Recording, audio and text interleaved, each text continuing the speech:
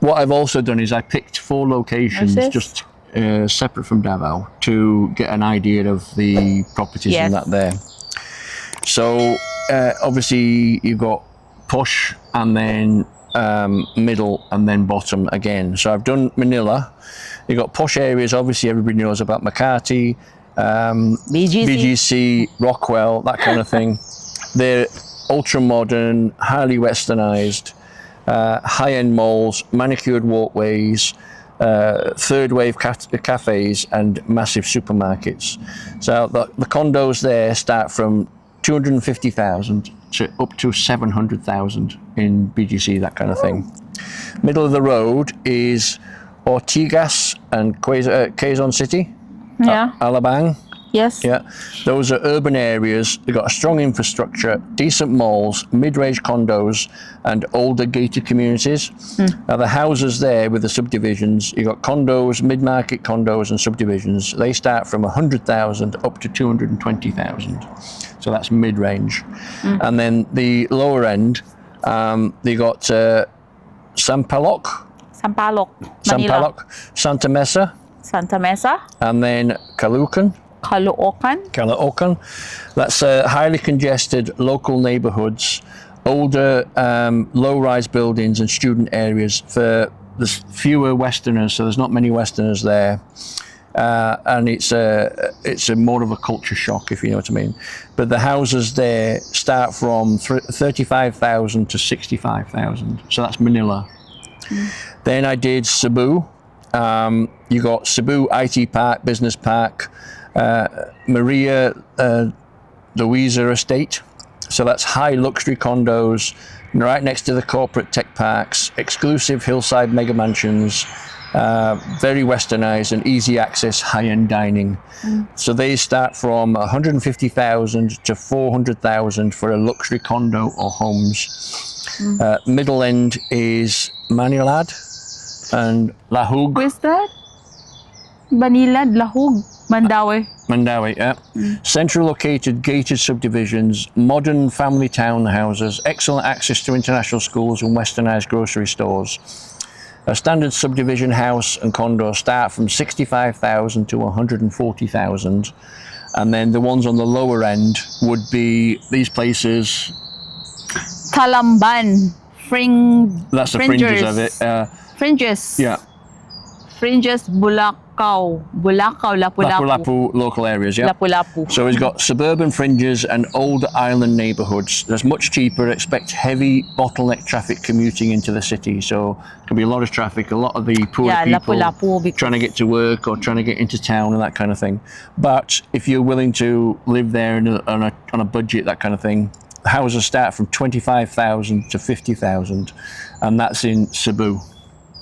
Now, the next one I did was CDO or Cagayan de Oro, and that's northern Mindanao. CDO is booming, highly organized city in northern Mindanao. It's low crime, rapid development, and highly friendly local population. The posh end is Pueblo de Oro, an uptown CDO. The uptown area is located on a plateau above the old city. It features a premium master planned golf course, so if you like golf, international schools, and a massive SM mall, highly westernized and safe. Luxury homes and modern condos start from 90,000 but go up to 220,000. The mid-range ones is Kauswagan, Nazareth, Makasandig. Yeah, so that's downtown residential neighborhoods, established middle-class subdivision, close to top-tier local medical centers. Standard house, 45,000, up to a townhouse, 85,000. And the cheaper end is entry-level. Ipunan, Bugo, Bulua. Yeah, so they're the outlying industrial, purely agricultural subdivisions, affordable infrastructure, but can be rustic. Bugo, and occasionally, Bugo. Yeah, occasionally water and power hiccups. The houses start from 18,000 for a standard row house, or a local homes of 35,000. 35,000 in a pound. Yeah, in pound. Yeah. So you can convert in a US. No. I've already done it in dollars before. Okay. Yeah.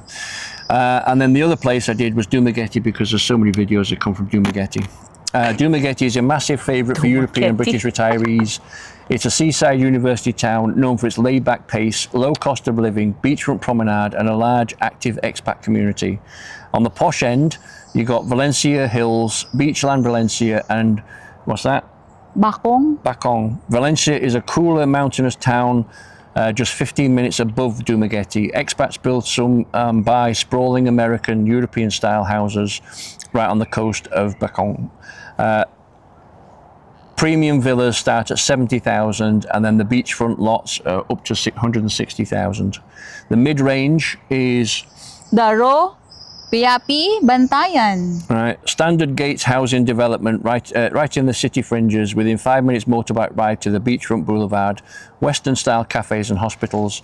A subdivision house starts from £35,000 up to £65,000. So that's mid-range. Then the ones that are more on a budget, the lower end ones is Sibulan Fringes. and then remote. Bakong. Yeah. Traditional rural Filipino one. community neighborhood, very quiet, but houses are simple and you're reliant on a scooter or a local tricycle to get you into town. So it's further out and you've got to do more of a commute. But the simple starter homes start at 15,000. So if you're on a budget, you could buy a house for 15,000. And then they got bungalows up to 30,000. Now, what I've done is I've looked at sort of like the westernized levels of these areas. So, Sorry. I'm trying to think. You're yawning. Right. So the Manila is very high international city, and it's got severe traffic. That's where the high earners, corporate workers, and maximum city life go. Cebu is highly westernized, got malls, beaches, IT hubs, but it's got a lot of traffic. And if you want a beach place and that kind of thing, you could try Cebu. CDO is moderate to high westernized level. The traffic is growing, but at the moment it's still manageable. Families and retirees want a safe, clean air place to go. And then Dumaguete is moderate, sort of westernized level. It's still got cafes, a small scale. The traffic is mostly motorbikes. It's more for retirees, slow pace of living and tight-knit communities. So that was the That was the cities. summary checklist for choosing your city. Yeah. Okay. One thing about renting is obviously rent before you go and buy, because if you buy a house, then you're kind of stuck there for quite a while. All right, so I've done renting in Manila. Renting, you can, on the posh end, you're looking at a monthly rent of between 600 and 1,800 for a large 3-bedroom family condo. Could be up to 2,500. Mid-range ones is Quezon City, Pasig and Alabang. Standard 1-bedroom condo could rent for between 300 and 550 a month. And on the lower end, you've got the fringes of Manila and that kind of thing. A bit more higher risk, maybe a studio, that kind of thing. But you can start off at 150 to 250 pound rental.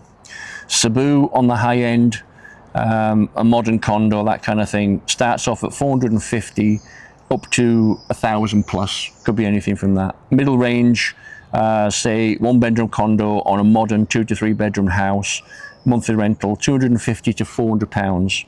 And lower end, lapu-lapu, that kind of thing, unfurnished studio condo or a local house could start at 120 up to 200 pounds per month. CDO, posh end, 3 to 5 bedroom house, could be anything from 350 to 650 a month.